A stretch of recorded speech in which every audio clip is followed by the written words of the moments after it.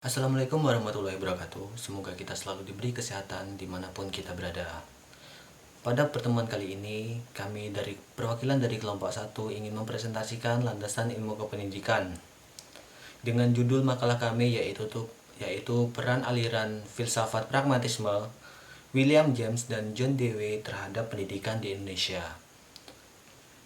Presentasi kali ini dilakukan secara online mengingat anjuran dari pemerintah terkait dengan pandemi virus COVID-19, yaitu belajar dari rumah, sehingga kami memutuskan untuk melakukan presentasi secara online. Untuk presentasi yang pertama dilakukan oleh saya sendiri, yaitu Eko Dedi Setiawan, kemudian dilanjutkan oleh Saudara Muhammad Gufron, dan kemudian diakhiri oleh Saudari Nurul Azizah. Tanpa membuang waktu, kita langsung lanjut ke presentasi pertama, yaitu terkait dengan pendahuluan filsafat pragmatisme. Dengan bagian yang pertama akan dijelaskan oleh saya sendiri, yaitu Eko Dedi Setiawan, terkait dengan landasan ilmu pendidikan. Bagian pertama yaitu terkait dengan pendahuluan. Oke. Aliran filsafat ini itu lahir dan berkembang pada abad ke-19 di Amerika. Aliran pragmatisme ini merupakan suatu pemikiran yang memandang bahwa benar tidaknya ucapan, dalil, atau teori semata-mata bergantung pada berfaedah atau tidaknya ucapan tersebut.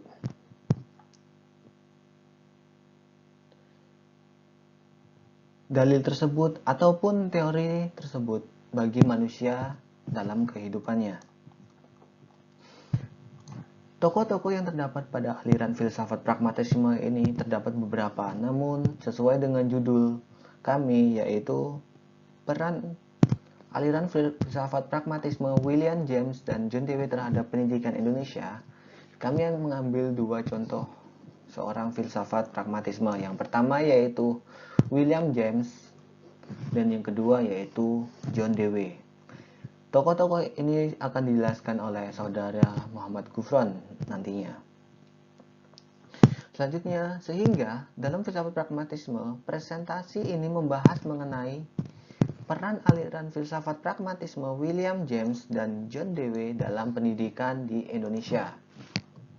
Lanjut. Dimulai dari pengertian pragmatisme itu sendiri.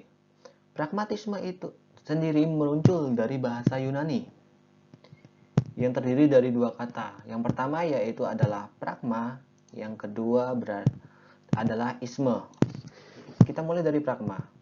Pragma yaitu perbuatan atau action, atau tindakan, atau praktik. Sedangkan isme yaitu aliran atau ajaran ataupun paham. Sehingga pragmatisme memandang suatu kriteria kebenaran ajaran adalah faedah atau manfaat. Suatu teori atau hipotesis dianggap oleh pragmatisme benar apabila membawa suatu hasil. Dengan kata lain, suatu teori itu benar kalau berfungsi. Dalam aliran ini, jika teorinya tersebut tidak benar, maka itu tidak berfungsi.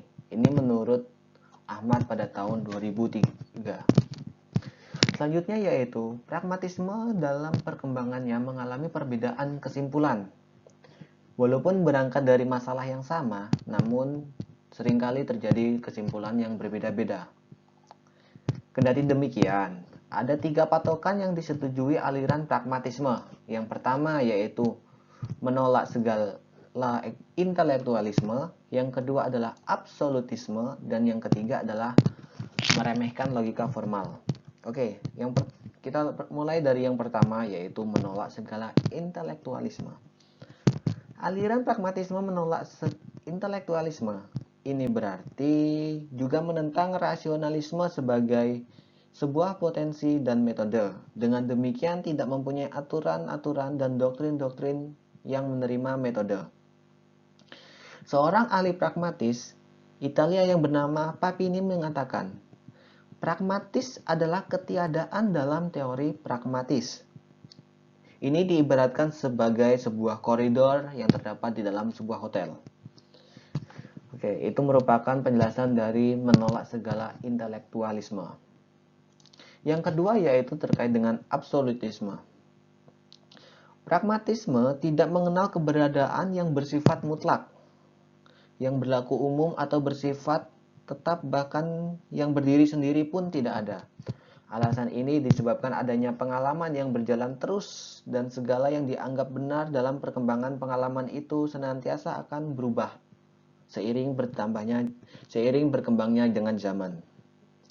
Karena dalam prakteknya, apa yang dianggap benar dapat dikoreksi oleh pengalaman berikutnya. Oleh karena itu, tidak ada kebenaran bersifat mutlak. Kecuali yang ada adalah kebenaran-kebenaran dalam bentuk jamak. Artinya apa yang benar dalam pengalaman-pengalaman yang khusus, yang setiap kali dapat diubah oleh pengalaman berikutnya. Yang ketiga yaitu meremehkan logika formal. Pokok ajaran yang terakhir yaitu meremehkan logika formal. Sebagaimana telah disebutkan di atas, bahwa pegangan pragmatisme adalah logika pengamatan. Hal ini dapat berupa pengalaman-pengalaman pribadi ataupun pengalaman mistis. Dengan demikian, ini berarti bahwa pragmatisme dalam membuat suatu kesimpulan tidak memiliki aturan-aturan yang tetap. Yang dapat dijadikan standar atau ukuran dalam merumuskan suatu kesimpulan. Hukum-hukum kebenaran yang terus berjalan ini, maka nilai pertimbangannya adalah akal dan pemikirannya. Sementara yang dijadikan sebagai tujuan adalah perbuatan atau aplikasinya. Proses yang terjadi pada akal dan pemikiran itu harus mampu menyesuaikan dengan kondisi dan situasinya. Sesungguhnya akal dan pemikiran itu menyesuaikan diri dengan tuntunan kehendak dan tuntunan perbuatan. Selanjutnya untuk kelanjutan dari pragmatisme sendiri yaitu antara lain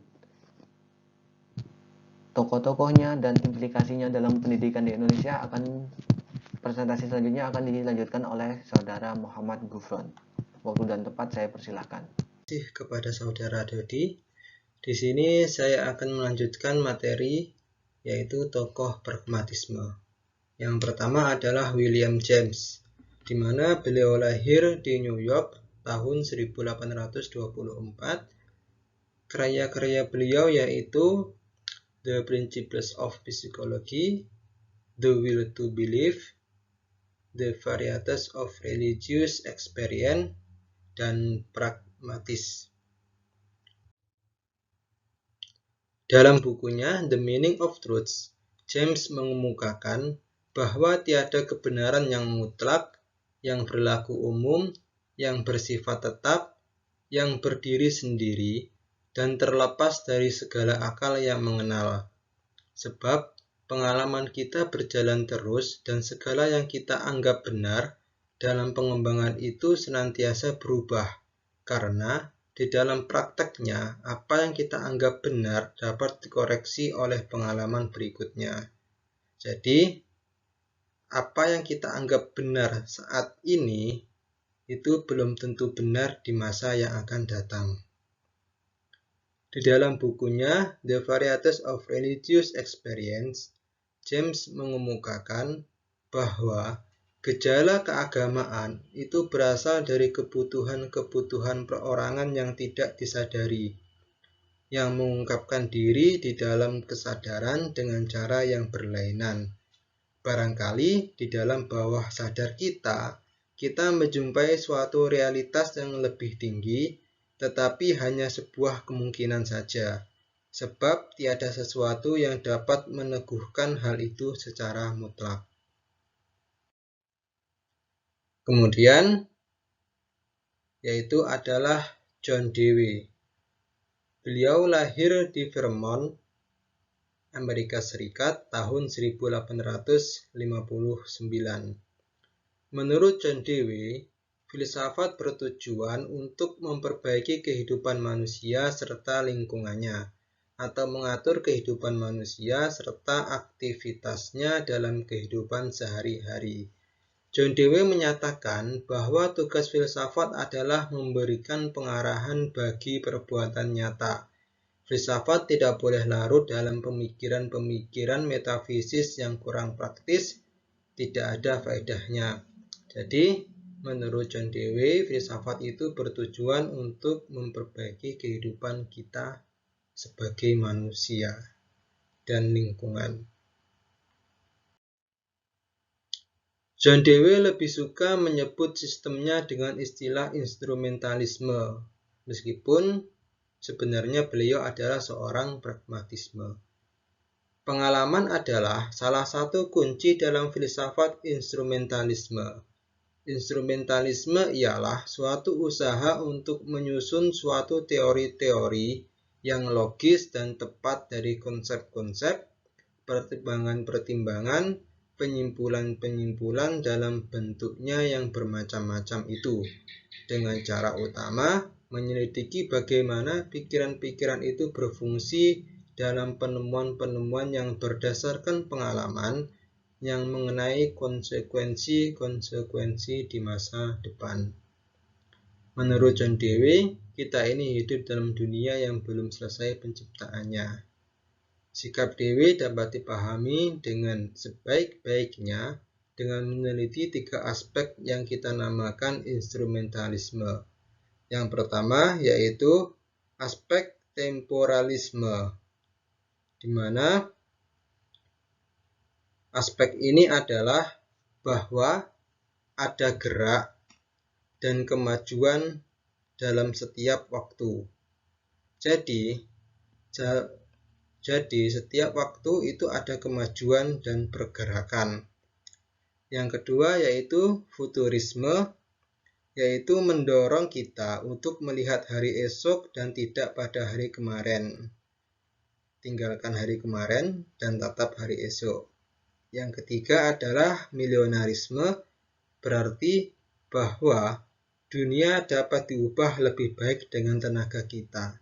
Jadi, dunia itu bisa berubah menjadi lebih baik ataupun lebih buruk, itu tergantung pada usaha yang kita lakukan. Oke, terima kasih. Cukup sekian dari saya. Untuk materi implikasi dari pragmatisme itu akan dijelaskan oleh Saudari Nurul Azizah. Kepadanya kami persilahkan. Sendiri atau disebut a self-correcting tradition. Pendidikan berfokus pada kehidupan yang naik pada masa sekarang dan masa yang akan datang. Kurikulum pendidikan pragmatisme berisi pengalaman yang telah teruji yang sesuai dengan minat dan kebutuhan siswa. Kemudian yang ketiga adalah metode pendidikan. Ajaran pragmatisme lebih mengutamakan penggunaan metode pemecahan masalah atau problem solving method, serta metode penyelidikan dan penemuan atau yang disebut dengan inquiry dan discovery method. Dalam praktiknya, metode ini membutuhkan guru yang memiliki sifat pemberi kesempatan, bersahabat, seseorang pemimpin, berpandangan terbuka, antusias, kreatif, sadar bermasyarakat, siap siaga, sabar, bekerja sama, dan bersungguh-sungguh agar belajar berdasarkan pengalaman dapat diaplikasikan oleh siswa dan apa yang dicita-citakan dapat tercapai. Yang keempat adalah peranan guru. Dalam pembelajaran, peranan guru bukanlah untuk menuangkan pengetahuannya kepada siswa. Setiap apa yang dipelajari oleh siswa haruslah sesuai dengan kebutuhan, minat, dan masalah pribadinya.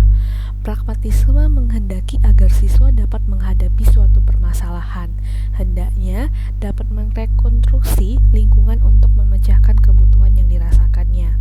Untuk membantu siswa, guru harus berperan untuk menyediakan berbagai pengalaman yang akan memunculkan motivasi. Yang kedua yaitu membimbing siswa untuk merumuskan batasan masalah secara spesifik. Yang ketiga, membimbing merencanakan tujuan-tujuan individual dan kelompok dalam kelas guna memecahkan suatu permasalahan. Yang keempat, membantu para siswa dalam mengumpulkan informasi berkenaan dengan masalah. Yang kelima, bersama-sama kelas mengevaluasi apa yang telah dipelajari, bagaimana mereka mempelajarinya, dan informasi baru yang ditemukan oleh setiap siswa.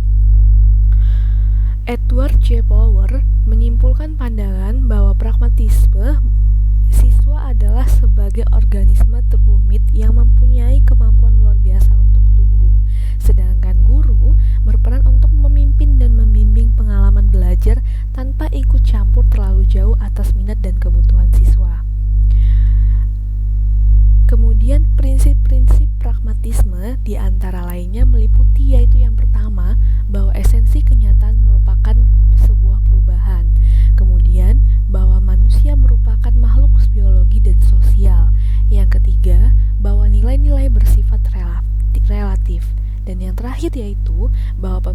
meneliti secara cerdas.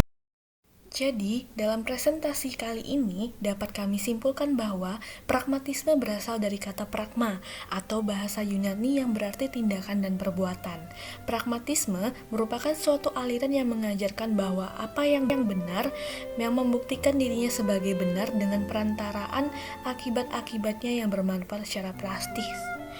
Filosof yang terkenal sebagai tokoh filsafat pragmatisme yaitu William James dan John Dewey. Seperti dengan aliran-aliran filsafat pada umumnya, pragmatisme juga memiliki kekeliruan sehingga menimbulkan kritik-kritik terhadap aliran filsafat ini. Kekeliruan pragmatisme dapat dibuktikan dalam 3 tataran pemikiran. Yang pertama yaitu kritik dari segi landasan ideologi pragmatisme, yang kedua kritik dari segi metode pemikiran, dan yang ketiga kritik terhadap pragmatisme itu sendiri. Pragmatisme memandang bahwa siswa merupakan organisme rumit yang mempunyai kemampuan luar biasa untuk tumbuh, sedangkan guru berperan untuk memimpin dan membimbing pengalaman belajar tanpa ikut campur terlalu jauh dan atas minat kebutuhan siswanya. Sekian presentasi dari kami, semoga dapat bermanfaat dan kami ucapkan wassalamualaikum warahmatullahi wabarakatuh.